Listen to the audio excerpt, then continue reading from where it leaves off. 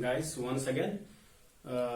As you know, we are discussing about applications of inductive effect. So applications of inductive effect में आज हम discuss करने जा रहे हैं जो हमने कंटिन्यू किया लास्ट टाइम भी, acidic strength and basic strength. Acidic strength में कुछ बातें हमने की थी कि इलेक्ट्रॉन विड्रॉइंग ग्रुप इंक्रीज करता है एसिडिक स्ट्रेंथ को और इलेक्ट्रॉन डोनेटिंग ग्रुप्स डिक्रीज करता है एसिडिक स्ट्रेंथ को. अब हम उन्हीं को कुछ एग्जांपल्स के थ्रू एक्सप्लेन करने की कोशिश करेंगे in this very particular class. So acidic and basic strength में आप याद रखेंगे electron withdrawing groups increases the acidic strength while as electron donating groups decreases the acidic strength. जब भी आप किसी भी जहां यहाँ एग्जांपल्स लिए हैं, जब हम कंपेयर करेंगे the acidic strength of acetic acid, एक तो मैंने एसिटिक एसिड लिया हुआ है और the second one is benzoic acid.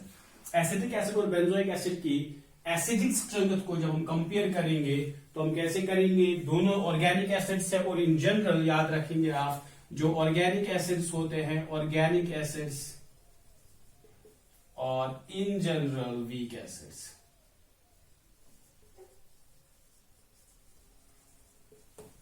तो ऑर्गेनिक एसिड्स वीक एसिड्स होते हैं. अब वीक है ये, although they are weak, but let's compare the acidic strength कि कौन ज्यादा वीकर है या कौन ज्यादा स्ट्रॉन्गर है दोनों में से.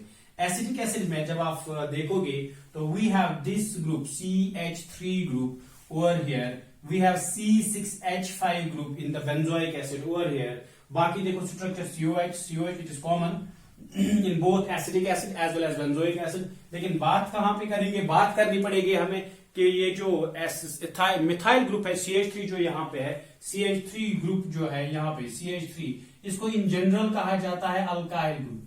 जनरल में कहा जाता है अल्काइल ग्रुप, लेकिन पर्टिकुलर इसका नाम है मिथाइल ग्रुप. और ये जो है आपका C6H5 in general it is known as aryl group और in particular it is phenyl.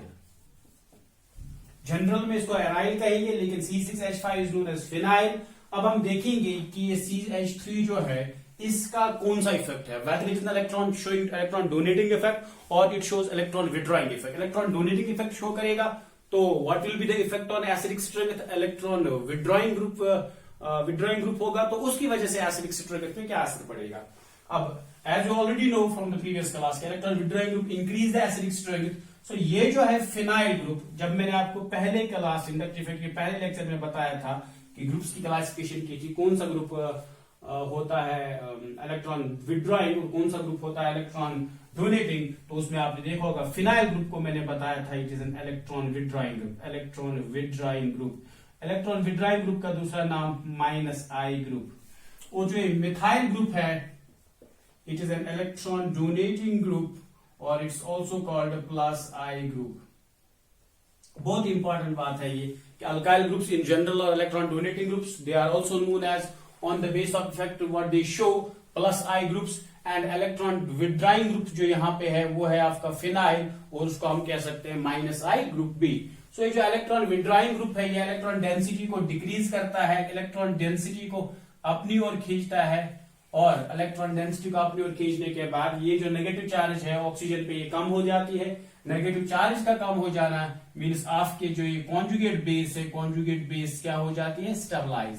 और अगर यहाँ पे देखिए आप, ये जो मिथाइल ग्रुप है being electron donating, electron donate करेगा इन द चेन और ये जो negative charge on the oxygen है ये इंटेंसिफाई हो जाएगी, बढ़ जाएगी. और अगर चार्ज बढ़ जाता है स्पीशीज पे तो ये जो कॉन्जुगेट बेस इस वक्त हम ले रहे हैं तो ये हो जाएगी डिस्टेबलाइज.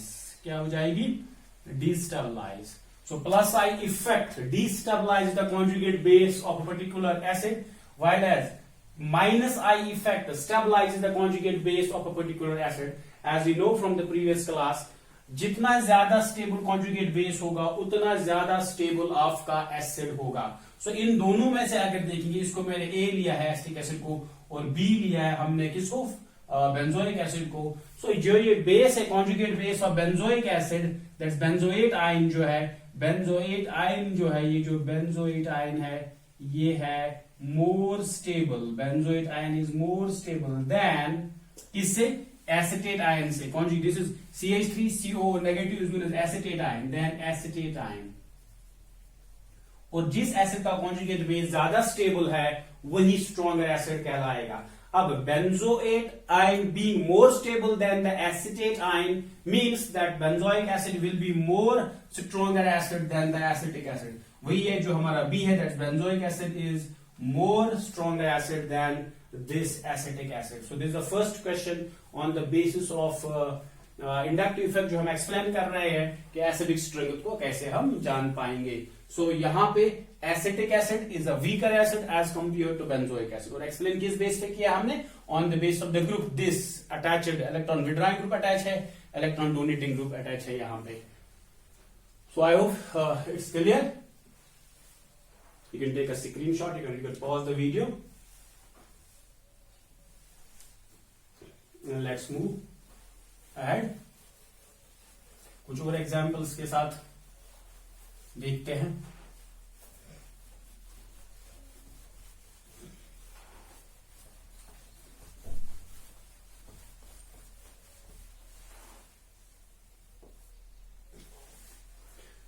कुछ रूल्स है जो मैं आपको बताना जा रहा हूं। डीएनपी रूल, एसिडिक स्ट्रेंथ को बताने के लिए डीएनपी रूल है एक। डीएनपी क्या है? D means distance, N stands for number means how many are there, and P stands for power means strength of that particular group. So DNP rule में D stands for distance, N stands for number, P stands for power। अब DNP rule को की help लेके हम देखेंगे कि different acids की strength को कैसे कंपेयर करेंगे। For example we have Cl, CH2, CH2, COH, it's one, and the second is CH2,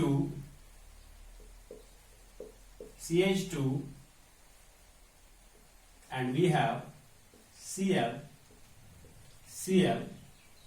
valency का ख्याल रखेंगे हम, COH, and the third is Cl, CH2, COH। सब जगह देखेंगे हम एसिडिक ग्रुप है, COH है, COH है, COH है, देन एक और दो कार्बन, टोटल में 1 2 3 कार्बन, 1 2 3 1 2 3 एवरीवेयर। किया क्या हमने, ये जो CH2 ग्रुप है अगर हम नंबरिंग करेंगे 1 2 3, कार्बन नंबर 3 के जो हाइड्रोजन है उनको हमने एक एक करके रिप्लेस किया है।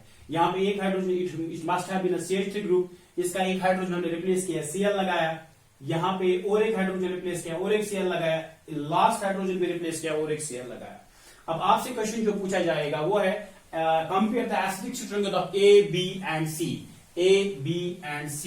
तो यहाँ पे रूल कौन सा लगेगा? यहाँ पे नंबर रूल लगेगा। ये जो Cl है it is -I group, Cl being -I group will increase the acidic strength by withdrawing the electron density, लेकिन यहां पे विड्रॉ करने वाले ग्रुप्स क्या है? 2 है, और यहां पे विड्रॉ करने वाले ग्रुप्स कितने हैं? 3 है। So electron withdrawing group in general increase the acidic strength. Now more the number of electron withdrawing groups, more will be the acidic strength. So इसमें से 3 इलेक्ट्रॉन विड्रॉइंग ग्रुप्स है, इसमें 2 ही है, इसमें 1 है। सो जितने ज्यादा इलेक्ट्रॉन विड्रॉइंग ग्रुप्स होंगे उतना ही ज्यादा एसिडिक स्ट्रेंथ होगा। उसके हिसाब से ऑर्डर आएगा something like this. C will be most acidic, followed by B, followed by the A. So यहां पे आप नोट करेंगे more the number of electron withdrawing groups, more is the acidic strength. More is the acidic strength. ये DNP का हमने कौन सा लिया? DNP का हमने लिया नंबर वाला। अगर डिस्टेंस देखेंगे तो हर एक जगह नंबर 3 पे मौजूद है आपके इलेक्ट्रॉन विड्रॉइंग ग्रुप्स, बट इनका नंबर वेरी हो रहा है। नंबर वेरी होने की वजह से जिस जहां पे भी आपको मोर इलेक्ट्रॉन विड्रॉइंग ग्रुप्स मिलेंगे वो ज्यादा क्या होगा? वो ज्यादा होगा एसिडिक, वो ज्यादा होगा acidic. So the C is most acidic then B, and followed by A. Write down. So next ले लेते हैं एग्जाम्पल. डीएनपी रूल चलता हुआ, यहाँ पे लिख के दूं मैं, डीएनपी रूल ही है ये. So next example is, we have NO2 CH2 C double bond OH. First, we have CN CH2 C double bond OH, and C, we have Cl CH2 C double bond OH. यहां पे क्या है, यहां पे सबसे पहले हम देखेंगे कि हमने ग्रुप कौन सा लिया हुआ है. ये तो कॉमन है, CH2COH CH2COH CO2COH, it's common. अब ये जो ग्रुप है, it's nitro group NO2, it's cyanide Cn, and it is Cl, that's chlorine. So इन तीनों ग्रुप्स को अगर आप देखोगे, चाहे ये NO2 है, चाहे ये Cn है, चाहे ये Cl है, ये तमाम के तमाम ग्रुप जो है, ये सब के सब है -I ग्रुप्स, और we can say these are electron withdrawing groups. अब तीनों के तीनों इलेक्ट्रॉन विड्रॉइंग ग्रुप्स है, तीनों के तीनों इलेक्ट्रॉन विड्रॉ करेंगे, तीनों के तीनों इंक्रीज करेंगे एसिडिक स्ट्रेंथ को. Now we will have to see कि अब क्या करें. तीनों की तीनों इलेक्ट्रॉन विड्रॉइंग सेम तो नहीं है ना, डिफरेंट है. अब इनका power of electron withdrawing power देखना है. इसका इलेक्ट्रॉन विड्रॉइंग पावर कितना है, इसका इलेक्ट्रॉन विड्रॉइंग पावर कितना, और क्लोरीन का इलेक्ट्रॉन विड्रॉइंग पावर कितना है. So the power of electron withdrawing groups will decide the acidic strength of these three acids. So सबसे ज्यादा पावर देखा गया है NO2 का इलेक्ट्रॉन विड्रॉइंग पावर सबसे ज्यादा है, followed by cyanide and followed by chlorine. So अगर यहां पे हम ऐसे भी लिख ले, NO2 has the most electron withdrawing power followed by cyanide and followed by chlorine, तो we can say कि इसका सबसे ज्यादा -I power followed by this, followed by this. More the power of -I group, more will be the acidic strength. So यहां पे reasoning क्या होगी, more the power of electron withdrawing groups, more is the acidic strength. More is the acidic strength. अब power देखेंगे तो power किसका सबसे ज्यादा है, स्ट्रेंथ किसकी सबसे ज्यादा, इलेक्ट्रॉन विड्रॉ करने का पावर, इलेक्ट्रॉन विड्रॉ करने की कैपेसिटी किसकी, टेंडेंसी किसकी सबसे ज्यादा है, नाइट्रो ग्रुप की. तो उसके हिसाब से अगर ये सबसे ज्यादा इलेक्ट्रॉन विड्रॉ करेगा तो makes this acid the most acidic, and ये सबसे कम कंपैरेटिवली सबसे कम विड्रॉ कर रहा है इलेक्ट्रॉन्स, लेस स्ट्रेंथ के साथ, लेस कैपेसिटी है इसकी, या इसका जो पावर ऑफ इलेक्ट्रॉन विड्रॉइंग है वो कम है. सो हम यहां पे अगर हमें लिखना पड़ेगा order of acidic strength, order of acidic strength, that will B A followed by B followed by C. तो फिर से मैं आपको कह दूं, अगर तमाम ग्रुप्स एक ही नेचर के हो, तमाम ग्रुप्स इलेक्ट्रॉन विड्रॉइंग ही हो, और फिर भी हमें कहा जाए कि आप एसिडिक स्ट्रेंथ को यहां कंपेयर करें, तो the only thing is we have to capitalize the acidic the electron withdrawing power of those groups. इसका नाइट्रो का सबसे ज्यादा, followed by cyanide, followed by chlorine. जिस ग्रुप का ज्यादा इलेक्ट्रॉन विड्रॉइंग कैपेसिटी होगा वो ज्यादा एसिडिक नेचर बनाएगा. So इसके हिसाब से we have A greater than B greater than C. So this was the second example जिसपे हमने अब पावर की बात की. So नंबर भी हुआ, पावर भी हुआ, डिस्टेंस अब रह गया. डिस्टेंस पे भी कुछ एग्जाम्पल्स कर लेते हैं. तो आगे बढ़ते हैं. आई होप आपने नोट किया होगा.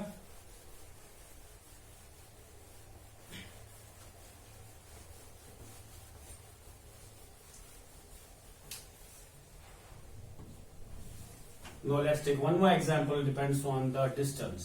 CH2, CH3, CH2, CH2, C double bond OH. Let me replace one of the hydrogens by Cl. यहाँ पे एक हाइड्रोजन Cl से रिप्लेस किया. अब यहाँ पे हाइड्रोजन रिप्लेस नहीं करेंगे. Let me replace hydrogen from here. एक हाइड्रोजन यहां से रिप्लेस करेंगे,